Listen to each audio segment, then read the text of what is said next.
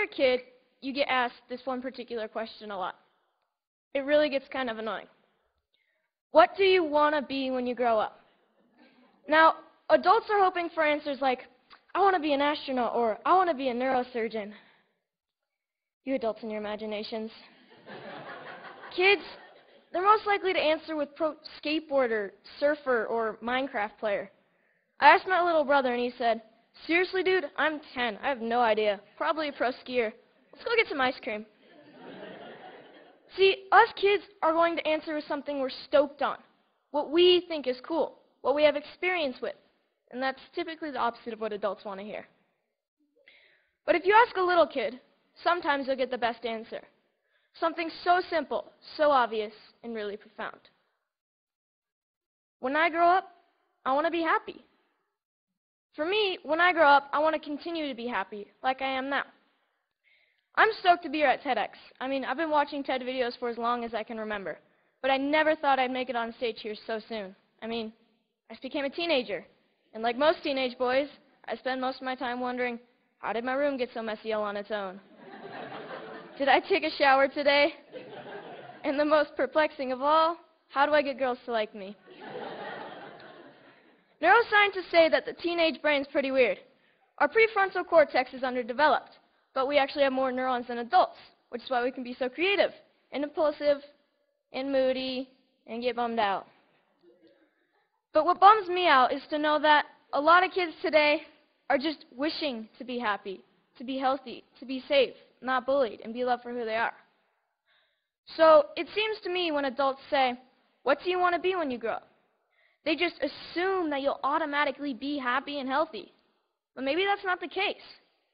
Go to school, go to college, get a job, get married, boom. Then you'll be happy, right? We don't seem to make learning how to be happy and healthy a priority in our schools. It's separate from schools. And for some kids, it doesn't exist at all.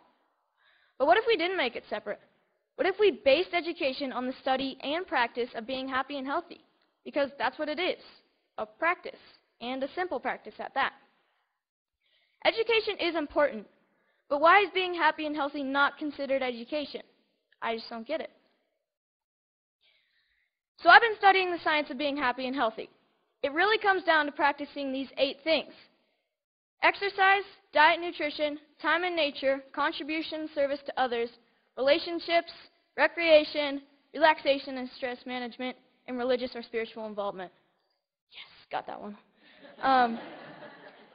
So these 8 things come from Dr. Roger Walsh. He calls them therapeutic lifestyle changes, or TLCs for short. He's a scientist that studies how to be happy and healthy. In researching this talk, I got a chance to ask him a few questions like, do you think that our schools today are making these 8 TLCs a priority? His response was no surprise. It was essentially no. But he did say that many people do try to get this kind of education outside of the traditional arena, through reading and practices such as meditation or yoga. But what I thought was his best response was that much of education is oriented, for better or worse, towards making a living rather than making a life. In 2006, Sir Ken Robinson gave the most popular TED Talk of all time, Schools Kill Creativity. His message is that creativity is as important as literacy, and we should treat it with the same status. A lot of parents watch those videos. Some of those parents, like mine, counted it as one of the reasons they felt confident to pull their kids from traditional school, to try something different.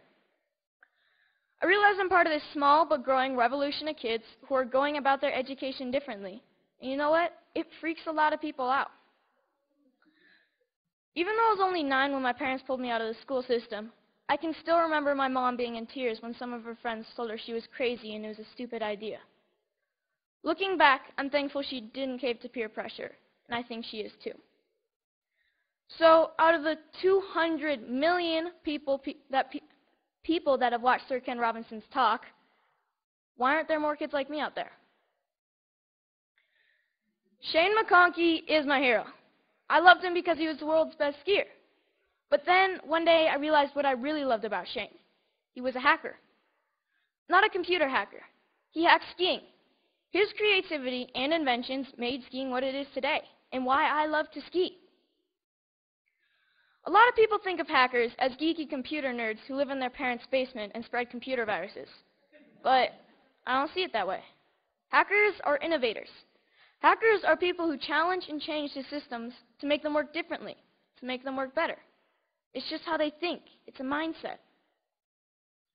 I'm growing up in a world that needs more people with the hacker mindset. And not just for technology. Everything is up for being hacked, even skiing, even education. So whether it's Steve Jobs, Mark Zuckerberg, or Shane McConkey, having the hacker mindset can change the world. Healthy, happy, creativity, and the hacker mindset are all a large part of my education. I call it hack schooling. I don't use any one particular curriculum, and I'm not dedicated to any one particular approach. I hack my education. I take advantage of opportunities in my community and through a network of my friends and family. I take advantage of opportunities to experience what I'm learning, and I'm not afraid to look for shortcuts or hacks to get a better, faster result. It's like a remix or a mashup of learning. It's flexible, opportunistic, and it never loses sight of making happy, healthy, and creativity a priority. And here's the cool part, because it's a mindset, not a system. Hack schooling can be used by anyone, even traditional schools. So what does my school look like? Well, it looks like Starbucks a lot of the time. But like most kids, I study a lot of math, science, history, and writing. I didn't used to like to write because my teachers made me write about butterflies and rainbows, and I wanted to write about skiing. It was a relief when my good friend's mom started the Squaw Valley Kids Institute, where I got to write through my experiences and my interests, while connecting with great speakers from around the nation, and that sparked my love of writing. I realized that once you're motivated to learn something, you can get a lot done in a short amount of time, and on your own. Starbucks is pretty great for that. Hacking physics was fun. We learned all about Newton and Galileo, and we experienced some basic physics concepts like kinetic energy through experimenting and making mistakes. My favorite was the giant Newton's cradle that we made out of bowling balls, I think. No, bocce balls.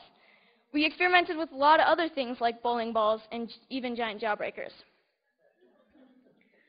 Project Discovery's ropes course is awesome and slightly stressful. When you're 60 feet off the ground, you have to learn how to handle your fears, communicate clearly, and most importantly, trust each other. Community organizations play a big part in my education. At High Fives Foundation's Basics program, Being Aware and Safe in Critical Situations, we spent a day with the Squaw Valley Ski Patrol to learn more about mountain safety. Then the next day, we switched to science of snow, weather, and avalanches. But most importantly, we learned that making bad decisions puts you and your friends at risk. Young Chautauqua brings history to life. You study a famous character in history until you can stand on stage and perform as that character and answer any question about their lifetime. In this photo, you see Al Capone and Bob Marley getting grilled with questions at the historical Piper's Opera House in Virginia City, the same stage where Harry Houdini got his start. Time in nature is really important to me. It's calm, quiet, and I get to just log out of reality.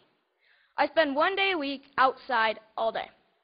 At my Foxwalker classes, our goal is to be able to survive in the wilderness with just a knife. We learn to listen to nature. We learn to sense our surroundings. And I've gained a spiritual connection to nature that I never knew existed. But the best part is that we get to make spears, bows and arrows, fires with just a bow drill, and survival shelters for the snowy nights when we camp out. Hanging out at the Moment Factory, where they hand make skis and design clothes, has really inspired me to one day have my own business. The guys at the factory have showed me why I need to be good at math, be creative, and get good at sewing. So I got an internship at Big Truck Brand to get better at design and sewing. Between fetching lunch, scrubbing toilets, and breaking their vacuum cleaner, I'm getting to contribute to clothing design, customizing hats, and selling them. The people who work there are happy, healthy, creative, and stoked to be doing what they're doing. This is by far my favorite class. So this is where I'm really happy, powder days. And it's a good metaphor for my life, my education, my hack schooling. If everyone skied this mountain, like most people think of education, everyone would be skiing the same line, probably the safest, and most of the powder would go untouched. I look at this and see 1,000 possibilities. Dropping the cornice, shredding the spine, looking for a tranny from cliff to cliff. Skiing to me is freedom, and so is my education. It's about being creative, doing things differently. It's about community and helping each other. It's about being happy and healthy among my very best friends. So I'm starting to think I know what I might want to do when I grow up. But if you ask me, what do I want to be when I grow up? I'll always know that I want to be happy. Thank you.